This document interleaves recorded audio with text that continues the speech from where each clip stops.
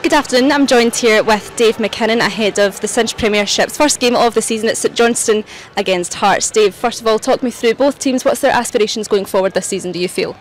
Well, I think the thing is, at the start of the season, my experience with it is that the chairman, the directors of the club, the players, the manager, the fans, they all have dreams and aspirations about where they'll finish at the end of the season and what that expectation is. Sometimes the expectations are widely varied between a club, but I think like St Johnstone today, they've had such a poor start in the League Cup that I would imagine that the dreams and aspirations of all these stakeholders are staying in the league, because that must be foremost in their mind. Because I watched the highlights of the game, the 4-0 defeat at the hands of Stirling Albion, and to be honest, there wasn't a lot of leadership on the park. There was a kind of mental block, and if they are to do what they want to do to survive in the league, the manager will have to change that mindset and give them a bit more mental strength. That's really what I think that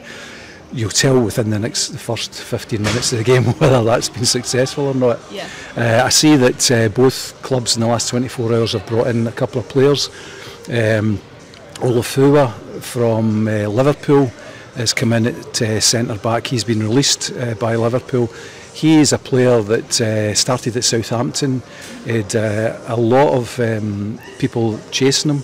He was then subsequently went to Liverpool. He's 22 years of age, a centre back, and he's had a lot of injuries at Liverpool. So if he can go over that injury problem that he's got and start performing here, I think it would be a great acquisition for St Johnstone, because certainly in the highlights I saw against Stirling Albion, they were wide open through the middle of the defence, so he'll add some strength there. On the other hand, Hearts have brought in Alex Lowry from Rangers on loan.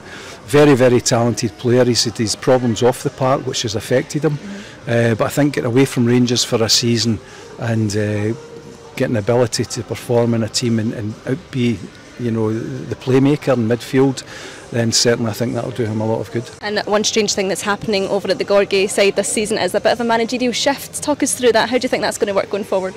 Well, as an ex-player and an ex-chief executive, for me, it doesn't really seem that strange. I know in the media it's been hyped up a wee bit about potentially being a problem, but I know both men very, very well. Frankie McAvoy I worked with for 5 years at Hamilton. Brilliant guy. He worked very, very closely with Alec Neil, and the relationship they had, there was no leader there. It was simply that they worked together on it. Stevie Naismith's a guy I've known since he was 16 at Kilmarnock, when he came through at Kilmarnock. He's very, very strong-willed, very focused, but Frankie's a guy who works very, very, very well with his number that he's working with. So I can see that being successful, because they're two football guys. They'll complement each other. They'll know their strengths away from the cameras. And I know there's been a lot said about car crash TV regarding interviews, but I think that once it settles down, it's all about results in the park. And I think Hearts will have a good season. I think that the aspirations we spoke about, by the board and potentially the fans, I think they'll want to get up to third place. But I think realistically, if they, get a European place like they've done last season, I think that'll be a very good season for them. Yep. Absolutely. Well, Dave and I will be back at half-time and full-time to give you some more updates. We'll see you then.